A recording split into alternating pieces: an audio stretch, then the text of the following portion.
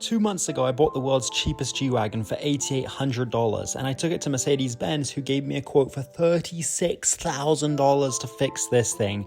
I said, heck no, and I took it to my personal mechanic, Torrin, a Mercedes specialist. He said we could fix it all for about $4 grand. Unfortunately, while doing his diagnosis, he found out that the head had cracked on it and coolant was leaking into my engine, which basically means I can't drive it. So now I need to find a Mercedes head for this thing. Oh my goodness, moral of the story is don't buy the world's cheapest G-Wagon. It's going to eat your bank account like mine. We're back at Torrens to find out how much it's going to cost to fix this thing. There it is, just tucked back there. Here is Torrens' collection. Not all of these are Torrens. How are you? I'm good. Hopefully today we'll find out an estimate maybe on how much it will cost to fix the G-Wagon. Probably, yeah. I hope I can afford it. That's the biggest thing. I'm sure there's a way to make it work. Yeah, it might just be over time, but eventually I'll be able to afford to fix it because I just don't want to sell it. No, it's cool. And I'll drive well. I'll never get another one. Like, I'm sure you will, but you'll have to be patient.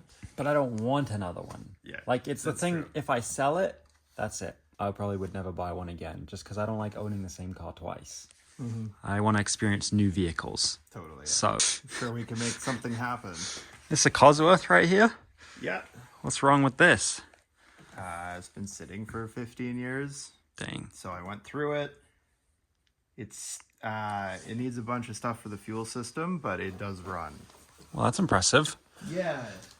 I need these seats for my car. Right, I know. They're super cool. A few hours later, Torrin finally found the keys for the G-Wagon, and now he's going to hand crank it because we're going to move it back over there. Now I asked him how he got it here, and he drove it here, so I didn't think this car could run at all, but I guess it can. I'm gonna have to ask him for clarification on exactly what's going on and how it was able to drive here, because I thought it was completely locked up, or at least not drivable level. But I don't know. I guess it can. We're going to move it, hopefully. So how are we going to move it? How's it going to run? You're going to turn the motor over, make sure that the cylinder's not full of coolant, and then put the glow plug back in it, and it'll run. Okay. Not very happily, but it'll go. Will it sound awful? Most likely, and it'll smoke off. Is this bad for it? It's not good for it, if that's what you're asking. But it's already so far yeah, sort of gone. yeah, the fault's still present, so until we can get that rectified. So what's the goal today? Get a quote on it, get it fixed, so I can drive it, like... Well, we'll probably just quote it for now, and then we'll have to find a cylinder head, because that's very typically the faults on these. They crack Okay. right around the pre-chambers. Mm-hmm. So this one looks like it got bad enough that the coolant jacket actually or cracked right into the coolant jacket. Dang. Yeah, not ideal. So I need a new head, basically. Yeah, new cylinder head. At the minimum. What else do I need? If we measure deck height to the piston and it's lower than the others, then we'll have to put a connecting rod in it as well. Okay.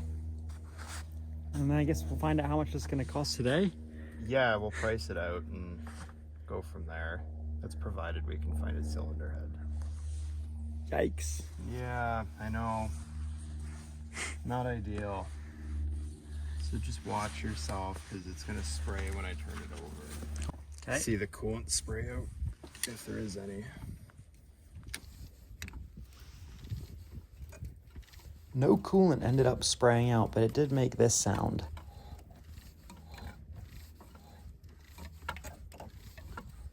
I gotta go around twice to get this to go, if there's an issue. Oh, there's a little bit, not much. That is good. You can hear it. That's gonna be one of the intake valves not sealing as well. Hi. Hey, Hello. just spawned in. Yeah. We might need to get it hot before we can determine where it's coming from. But one of the things that I do want to check is head bolt torque as well. If we can just get away with a head gasket, then we will. It's a little bit far. Even with what's gone wrong, is this a good deal? It's not, I mean, it's not bad. Yeah, it's definitely not horrible. To import one, you'd be way over what you're in this for. Because you're like, I've seen sorted ones in Germany for around 30,000 euro.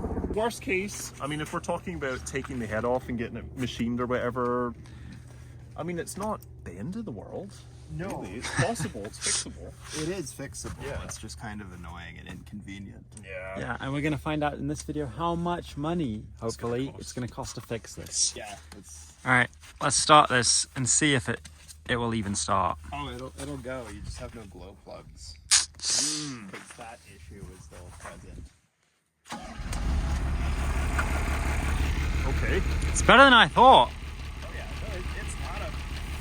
Whoa! It's like 85% good, but the last little bit requires a lot of work to fix. So This will pass emissions, right? We don't have to deal with that. We don't have emissions. No, but if we thankfully. did, look, California, you pass. No problem. Yeah. yeah, with a big one Just All right. fumigate the tester. right? The snow's going to turn black or blue.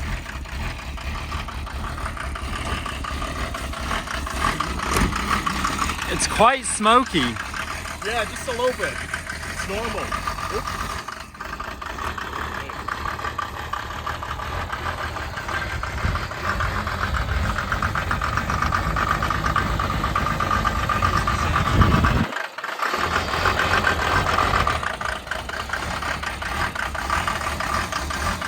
You know what they say? They run forever, even when they're broken. Yeah. I mean, It will is running. It is running. It is running. Not very well, but it's running. Man, it is smoking so much. Wait, are you going to drive this somewhere? No, not today. Yeah.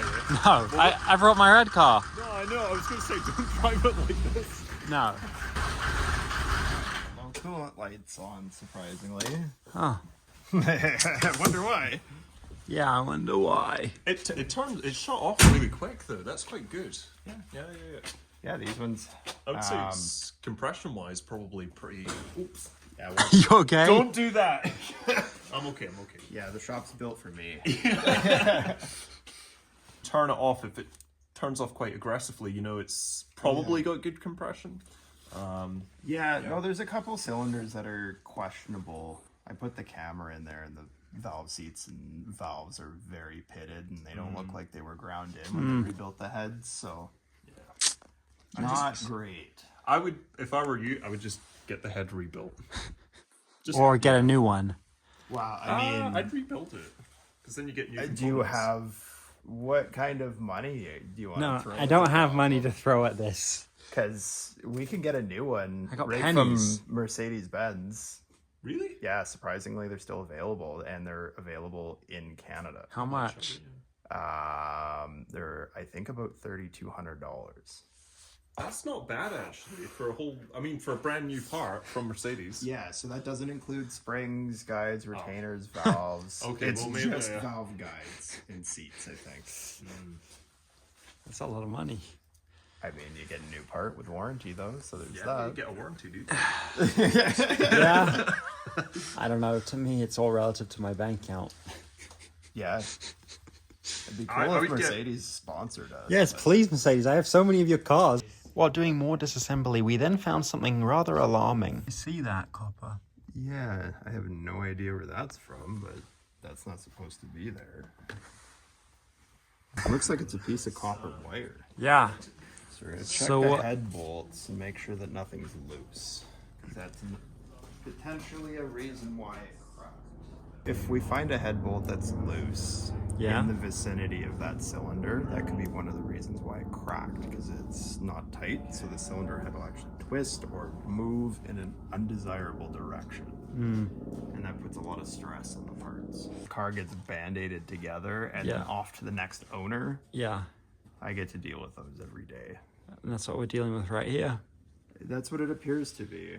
And I'm the owner. Yeah, the happy owner. Wait a minute. So I was able to tighten this head bolt Yeah. with this short ratchet and not putting any effort into it at all. So That says this, yeah. that makes me think that something else may have cracked the head unintentionally. So that one's okay. Let's see if this one goes. That one's okay. This isn't the proper way to check, but they're already tensioned, so we're just seeing if anything's loose. Most of them were tightened down quite well, but then... That's not great. That's 2 head bolts that I was able to turn with a small ratchet. Either the bolt stretched or the head gasket crushed more than it's supposed to. Or they weren't tight. Now it was time to find out how many hours is this going to take and how much is it going to cost. Well, I think the simplest way would be to just drop a cylinder head on it once we verified all the parts are good in it and go from there. So like swap over this cam because I think those are different between the different versions. So buy But an engine from someone locally, ideally, yes, because that would be the fastest way that we could get this done. like a 603. Yeah. And We just have to make sure it's from a compatible chassis because I think there's some gallery differences potentially, but that's hard to tell based off part numbers in a catalog that hasn't been updated in a long time. We need to make sure that it has a good compression, because you don't want to get an engine with a bad compression, because it's just going to be it's going to be worn out. There's no point. maybe the best option is buy Daniel's friend's engine and then take the head, put the head on this, and then get another head for that engine, make sure that, make it all good, and then one day when I have more money, put that engine in here.